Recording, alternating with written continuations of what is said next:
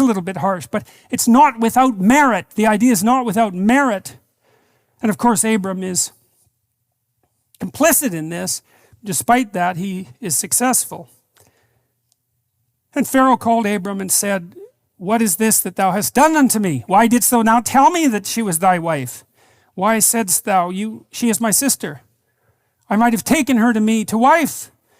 Now therefore, behold thy wife, take her and go thy way. And Pharaoh commanded his men concerning him, and they sent him away and his wife and all that he had. And Abram went out of Egypt, he and his wife and all that he had, and Lot with him into the south. And Abram was very rich in cattle, in silver, and in gold. And so it's interesting, you know, Abraham, he goes to the place of famine, and then he goes to the place of tyranny, and then he lies, and then he almost loses his wife. But because he goes, things work out for him. And so, hooray for that.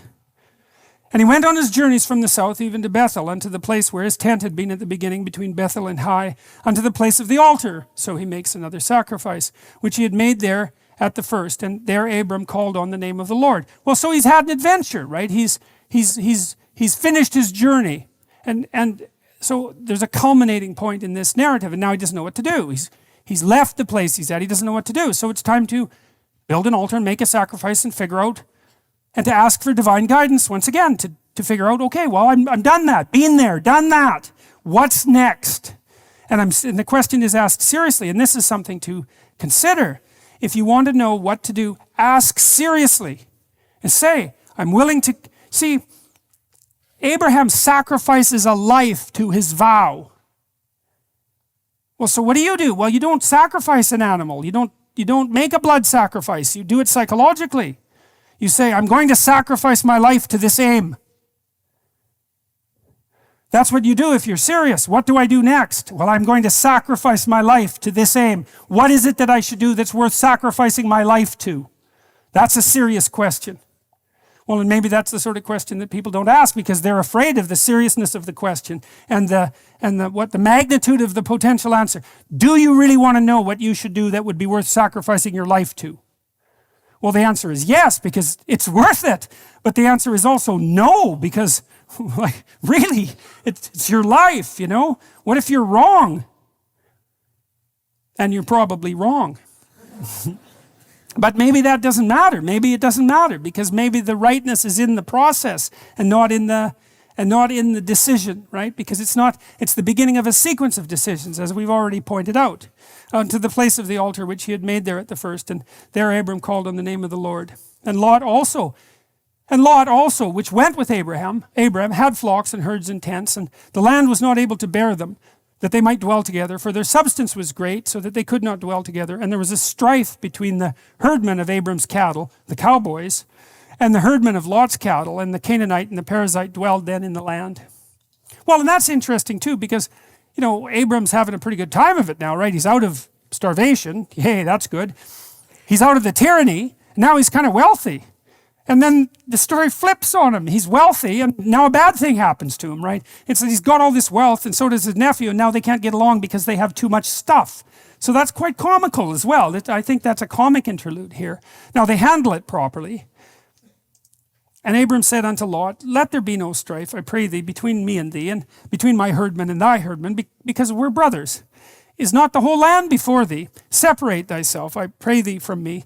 If you'll take the left, then I'll take the right. Or if you depart to the right, then I'll go to the left. So basically they sit down and say, well, you know, one of us has got to get out of town, and it can be one or the other. It doesn't really matter. We can flip a coin, but we have to separate. And so they do it amicably. And Lot lifted up his eyes and looked at all of the plain of Jordan, that it was well watered everywhere. So that's an intimation of Eden, right? Because you remember, Eden means well watered place. Before the Lord destroyed Sodom and Gomorrah, even as the garden of the Lord, like the land of Egypt, as thou comest unto Zoar. So interesting, you get foreshadowing here again, right? So Lot and Abram are making the decision about where to go, and Lot looks out and sees a reasonable place, but then this warning comes up that there's a city out there, there's a place out there where things are not going to go well. Things are being done badly, and things are not going to go well. Then Lot chose him all the plain of Jordan, and Lot journeyed east, and they separated themselves, the one from the other. Abram dwelled in the land of Canaan, and Lot dwelled in the cities of the plain, and pitched his tent towards Sodom. But the men of Sodom were wicked and sinners before the Lord exceedingly. Now the word sin, I've mentioned this to you before, I think. It's an interesting word. It's the derivation of an archery term, in my understanding of its derivation. The Greek word was hamartia, and hamartia is an archery term which means to miss the bullseye.